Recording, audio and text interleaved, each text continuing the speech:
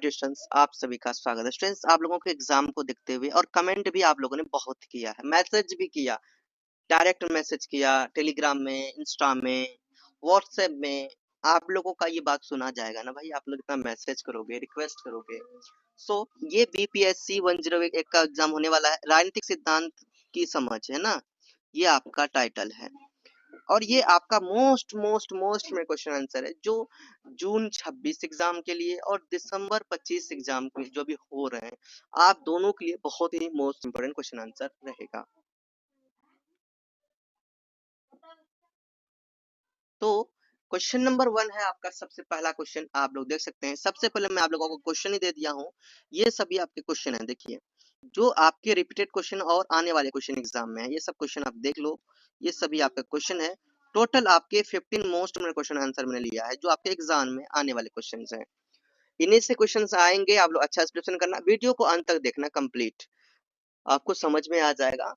और दूसरी बात स्टूडेंट्स ये कि आप लोग चैनल में न्यू हो, चैनल को अभी तक सब्सक्राइब नहीं किए हो तो भाई चैनल को सब्सक्राइब कर दो।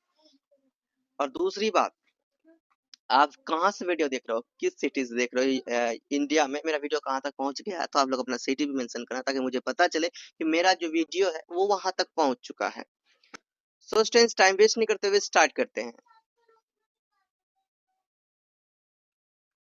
अब देखिए, ये मैंने देखो आप लोगों के लिए कितना मेहनत से बनाया, हैंड रिटन, मैंने अपने हाथों से लिखा, टाइम कम था, मैंने आप लोगों के लिए बनाया। एग्जाम को देखते हुए मैंने हैंड रिटन, मैंने अपनी समझ से, अपने माइंड से सोचकर जो बेस्ट तरीके हैं उनके उन तरह से मैंने आपके लिए बनाया। सो देखिए, आपको कंप्लीट वीडियो देखना है और लास्ट में आपको क्या करना है, पीडीएफ डाउनलोड करना है। चलिए टाइम वेस्ट नहीं करते, स्टार्ट करते हैं। और स्टार्ट करने से पहले आप लोग एक बार मेरे साथ बोल दीजिए जय माँ सरस्वती, कमेंट कर दीजिए आप लोग जय माँ सरस्वती। चलिए स्टार्ट करते हैं। आपका फर्स्ट प्रश्न यही था स्टूडेंट्स, राजनीति से आप क्या समझते हैं? ये जो राजनीति होता है, पॉलिटिक्स है, इससे आप क्या समझते हैं, ये होता क्या है, इनकी क्या करना है, व्याख्या करना है। मतलब आपको ये पूछ रहे हैं कि राजनीति क्या है, उनके बारे में आपको बताना है। आप देखे होंगे कहीं भी 10 लोग खड़े होके किसी भी विषय पे, किसी भी टॉपिक पे चर्चा करते हैं, चाहे वो देश से रिलेटेड हो, समाज से रिलेटेड हो, कहीं से भी रिलेटेड हो, कुछ भी, या किसी के बारे में कुछ बोलते हैं, मतलब कुछ बुराइयां अच्छाइयां, एक जगह बैठ के, एक जगह खड़े होकर कहीं भी ऐसे देखते होंगे, यही राजनीति होता है। यही क्या होता है, राजनीति होता है। आई होप राजनीति समझ में आया होगा, आप इसे समझते हैं अच्छे से। किसी भी राज्य या राष्ट्र को चलाने के लिए जिस नीति का उपयोग किया जाता है उसे ही क्या कहा जाता है, राजनीति कहते हैं। राजनीति समाज में शक्ति और निर्णय लेने की क्या है, प्रक्रिया है, जिसके माध्यम से यह तय किया जाता है कि समाज कैसे चलेगा, कौन शासन करेगा और संसाधनों का जो है बंटवारा वो कैसे होगा। ये कितने सिंपल तरीके से मैंने आप लोगों के लिए ये परिभाषा रखा है, बनाया है। राजनीति के अंतर्गत लोगों के बीच शासन, कानून, निर्णय और शक्ति से जुड़ी प्रक्रियाएं शामिल है। राजनीति दो प्रकार से किए जाते हैं। पहला तो सकारात्मक राजनीति, जिसका उद्देश्य होता है जनता का कल्याण करना। सकारात्मक राजनीति शिक्षा, स्वास्थ्य, गरीबी उन्मूलन पर नीतियां बनाना होता है। दूसरा राजनीति होता है सकारात्मक के विपरीत, यानी कि नकारात्मक राजनीति, जो जनता के साथ सिर्फ धोखा और भ्रष्टाचार को बढ़ावा देते हैं। सभी सरकारी फंड जो सरकारी फंड जो जिनसे जनता का कल्याण होना चाहिए था, उसे खुद बैठकर खा जाते हैं। और ऐसे राजनीति करने वाले नेता भारत जैसे देश में ज्यादा समय नहीं चल पाता है। मतलब भारत जैसे देश में ऐसे नेता नहीं चल पाते हैं, क्योंकि भारत एक लोकतांत्रिक देश है और यहाँ ऐसे लोग, चलने वाले लोगों के प्रति जनता आवाज उठाती है, जनता आंदोलन करती है। ठीक है, तो इस तरह से ये आपने देखा राजनीति की परिभाषा। इसे और भी अपने माइंड से जोड़कर आप लोग लिख सकते हैं। चलिए अब नेक्स्ट क्वेश्चन हम लोग देखते हैं, क्वेश्चन नंबर 2, उदारवाद और नव उदारवाद के मध्य भेद की व्याख्या कीजिए। उदारवाद की बात करें तो उदारवाद जो होता है वो सामाजिक के लिए हित पे बात करता है, गरीबी को देखकर, गरीबी के संघर्ष को देखकर ये गरीबी के भलाई के लिए बात करता है। कौन? उदारवाद। चलिए समझते हैं। उदारवाद एक ऐसी राजनीति और क्या है, विचारधारा है। राजनीति देखो, उदारवादी की बात समझो। उदारवाद जो है वो एक प्रकार का विचारधारा, याद रखना ये क्या है, एक विचार है जो समाज के गरीब लोगों पर अधिक से अधिक बल दिया, है ना। रोज उदारवाद क्या किया, समाज के अधिक लोगों पर बल दिया, मतलब गरीब से गरीब लोगों पर। उदारवाद व्यक्ति की स्वतंत्रता, न्याय, मानवाधिकार, लोकतंत्र और न्यूनतम सरकार के हस्तक्षेप पर बल देती है। उदारवाद व्यक्ति को अपने निर्णय लेने और जीवन जीने की स्वतंत्रता देने की बात करता है। उदारवाद सभी व्यक्तियों को समान अधिकार और अवसर देने की बात करता है। उदारवाद की उत्पत्ति 17वीं शताब्दी के प्रारंभ में जॉन लॉक द्वारा हुआ, जिसे उदारवाद का जनक भी माना जाता है। अब बात करते हैं नव उदारवाद। तो नव उदारवाद एक ऐसी राजनीतिक और आर्थिक विचारधारा है। तो ये उदारवाद भी विचारधारा और नव उदारवाद भी विचारधारा। तो ध्यान समझिए, नव उदारवाद एक ऐसी राजनीतिक और आर्थिक विचारधारा है जो बाजार की स्वतंत्रता, निजीकरण, वैश्वीकरण और सरकारी नियंत्रण को न्यूनतम करने पर जोर देती है। नव उदारवाद बाजार को स्वतंत्र रूप से काम करने की बात करता है। नव उदारवाद सरकारी उद्यमों को निजी क्षेत्रों में स्थानांतरित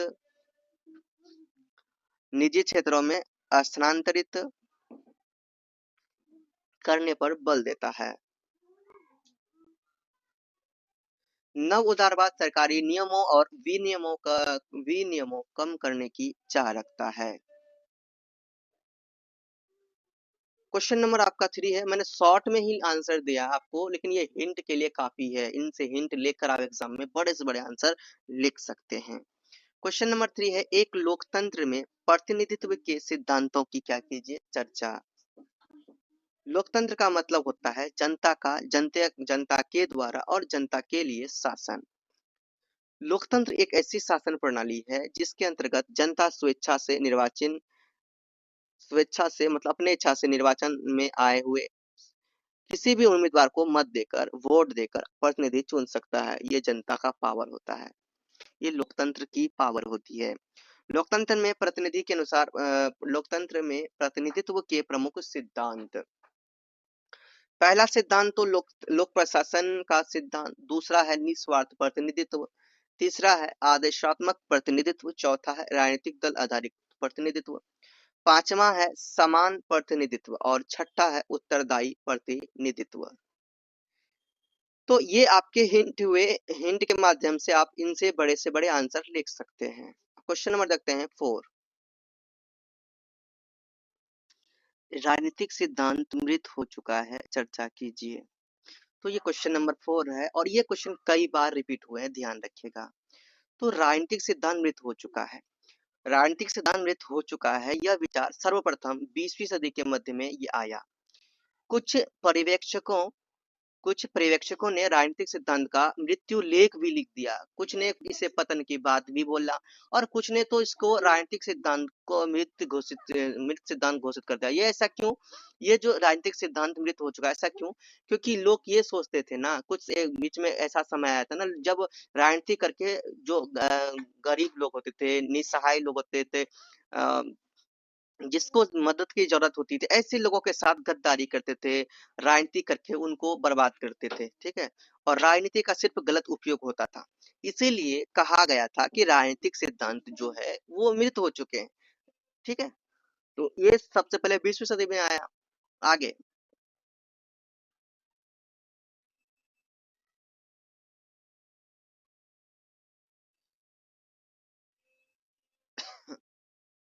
और एक ने इस सिद्धांत को हाशिए पर रखा। मतलब हाशिए मतलब क्या समझे?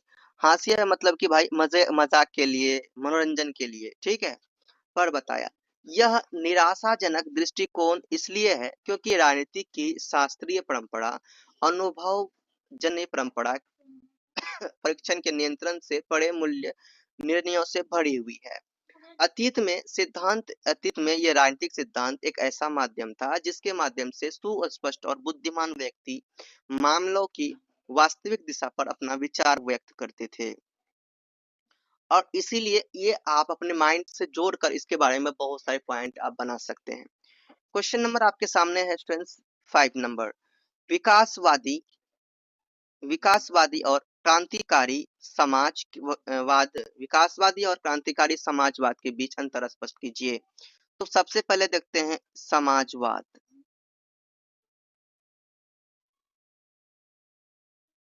देखो यहाँ पे दोनों में क्या है, समाजवाद है। एक है विकासवादी समाजवाद, दूसरा है क्रांतिकारी समाजवाद। तो ये समाजवाद ही क्या होता है, सबसे पहले यही जान लेते हैं। समाजवाद एक ऐसी विचारधारा है जो समाज में समानता, सामाजिक न्याय और संसाधनों के सामूहिक स्वामित्व पर जोर देती है। समाज से दो विचारधारा का जन्म होता है, विकासवादी समाजवाद, क्रांतिकारी समाजवाद। विकासवादी समाजवाद क्या होता है ये समझिए। यह वह समाजवाद होता है जो शांतिपूर्ण, लोकतांत्रिक और संवैधानिक तरीकों से समाज में समाजवादी परिवर्तन लाने की बात करता है। दूसरी है क्रांतिकारी समाजवाद। यह वह समाजवाद होता है जो मानता है कि पूंजीवादी व्यवस्था को केवल बलपूर्वक और क्रांति के माध्यम से ही समाप्त किया जाता है ना। मतलब कि क्रांतिकारी समाजवाद में यह आता है कि भाई जो भी चीज हासिल किया जाए ना, वो क्रांति करके, जबरदस्ती लूट के, मतलब जबरदस्ती हक जताकर उसके लेना, उस काम को करवाना, ये क्रांतिकारी समाजवाद में आता है, ध्यान रखना। अब इसमें अंतर की बात करें तो विकासवादी समाज हमेशा शांतिपूर्ण और सुधारवादी की बात करता है, जबकि क्रांतिकारी जो समाजवाद होता है वो हमेशा हिंसात्मक और क्रांतिकारी बात करता है। विकासवादी समाजवाद में लोकतांत्रिक तरीकों से बदलाव लाने पर जोर दिया जाता है, जबकि क्रांतिकारी समाजवाद के क्रांतिकारी तरीकों से बदलाव लाने पर जोर दिया जाता है। क्वेश्चन नंबर आपके सामने 6 है, देखिए राजनीतिक सहभागिता को प्रभावित करने वाले कारकों को सूचीबद्ध कीजिए और उनका वर्णन कीजिए। राजनीतिक सहभागिता का मतलब है नागरिकों द्वारा राजनीतिक प्रक्रिया में सक्रिय रूप से भाग लेना, जैसे वोट डालना, चुनाव लड़ना, राजनीतिक दलों से लड़ना और आंदोलन करना आदि। राजनीतिक से सहभागिता को प्रभावित करने वाले मुख्य कारक हैं शिक्षा। अब शिक्षा से रिलेटेड बहुत सारे पॉइंट आप बना सकते हैं, लिख सकते हैं एग्जाम के लिए, ये बहुत इंपॉर्टेंट है। राजनीतिक संस्कृति है ना, ये भी आप लिख सकते हैं। आर्थिक स्थिति, या पॉइंट दे रहा हूँ, हिंट दे रहा हूँ, है ना। लिंग, सरकार की नीतियां और विश्वास, आयु, धर्म और जाति, राजनीतिक जागरूकता। क्वेश्चन नंबर आपके सामने है 7, राजनीतिक सिद्धांत के पुनः उत्थान की चर्चा कीजिए। राजनीतिक सिद्धांत के पुनः उत्थान का यह विचार 20वीं शताब्दी के मध्य में सामने आया, जिसमें कहा गया कि राजनीतिक सिद्धांत मृत हो चुका है, क्योंकि उस समय व्यवहारवादी दृष्टिकोण का बोलबाला था, जिसमें तथ्यों, मतलब सच्चाई, आंकड़ों और वैज्ञानिकों पर जोर दिया गया था। लेकिन 1970 के दशक के बाद एक नई बौद्धिक चेतना उभर के सामने आई, जिसने राजनीतिक सिद्धांत को फिर से जिंदा कर दिया। इसे ही राजनीतिक सिद्धांत को फिर से जिंदा करना, यही राजनीतिक सिद्धांत का पुनरुत्थान कहलाता है।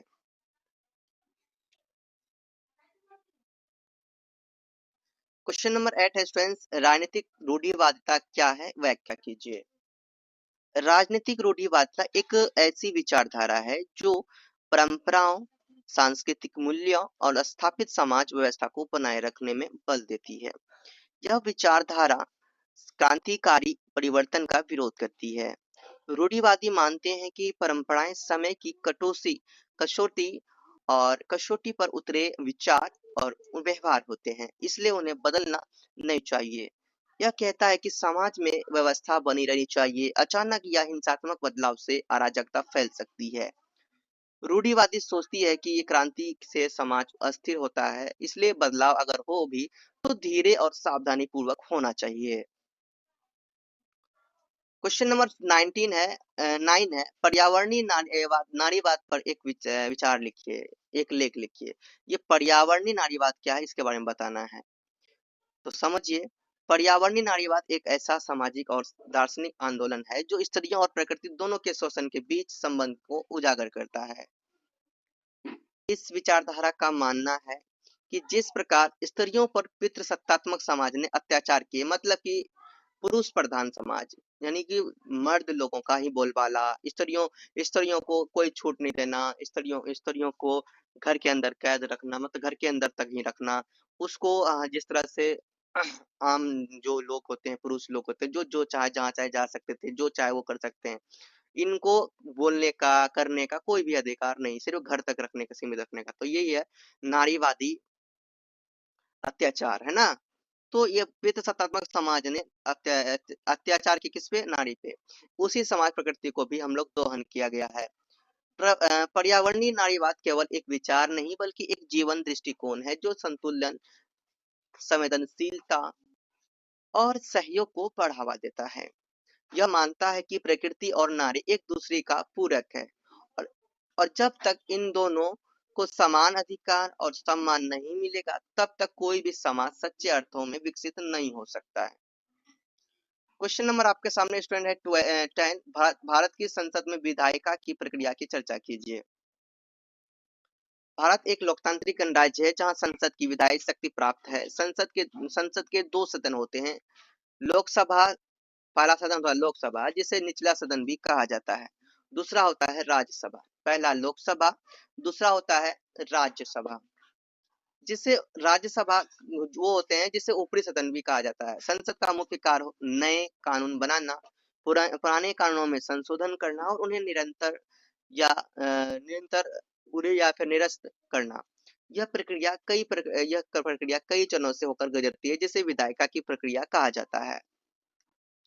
भारतीय संसद में विधायिका की प्रक्रिया एक सुव्यवस्थित और लोकतांत्रिक प्रक्रिया है। इसमें सभी प्रतिनिधि को अपनी राय व्यक्त करने और चर्चा में भाग लेने का अधिकार होता है। मैंने 10 नंबर तक जो बताया, ये क्वेश्चन 20 मार्क्स वाले क्वेश्चन है। अब जो मैं आपको बता रहा हूँ ये है आपका 5 मार्क्स वाले क्वेश्चन, 5 नहीं 10 मार्क्स वाले क्वेश्चन। रूढ़िवाद, जिसे 200 वर्ड्स में लिखने होंगे, टिप्पणी टाइप का क्वेश्चन पूछे जाएंगे 200। अब जो बड़े बड़े क्वेश्चन पूछे जाएंगे लॉन्ग क्वेश्चन, उसे लिखने होंगे 4 पेज में, और ये आपका रहेगा 400 वर्ड का। कितने वर्ड्स का, 400 वर्ड का। चलिए, रूढ़िवाद सामाजिक विज्ञान के अंतर्गत व्यवहित एक ऐसी विचारधारा है जो पारंपरिक मान्यताओं का अनुकरण तार्किक या वैज्ञानिकता के स्थान पर केवल आस्था तथा प्रागुनभवों के आधार पर करती है। यह सामाजिक, राजनीतिक और नैतिक मान्यता का समुच्चय है जो चिरकाल से प्रचलित मान्यताओं और व्यवस्था के प्रति सम्मान को बढ़ावा देती है। यह विचारधारा नए और बिना आजमाए हुए विचारों और समाजों को अपनाने के बजाय पुराने और आजमाए हुए विचारों और संस्थाओं को कायम रखने का समर्थन करती है। डेविड ह्यूम और एडमंड बर्ग रूढ़िवाद के प्रमुख उन्नायक माने जाते हैं। समकालीन विचारकों में माइकल ऑक्सफोर्ड को रूढ़िवाद का प्रमुख सिद्धांतकार माना जाता है। नेक्स्ट क्वेश्चन है स्टूडेंट्स, क्वेश्चन नंबर 12। क्वेश्चन 12 है, नारीवादी राजनीतिक सिद्धांत की तीसरी लहर, इस पर टिप्पणी। नारीवाद एक सामाजिक और राजनीतिक आंदोलन है जो महिलाओं की समानता, स्वतंत्रता और अधिकारों की बात करता है। नारीवाद आंदोलन 3 प्रमुख लहरों में विभाजित किया गया है। पहली लहर 19वीं शताब्दी में माना जाता है, जो मुख्यतः मतदान के अधिकार के लिए माने जाते हैं। दूसरी लहर 1960 से लेकर 1980 जिसमें समानता, वेतन, परिवार और यौन अधिकार आदि शामिल थे। तीसरी लहर 1990 के दशक से प्रारंभ हुए। यह नारीवाद की बहुलता, विविधता और समावेशिता की लहर है।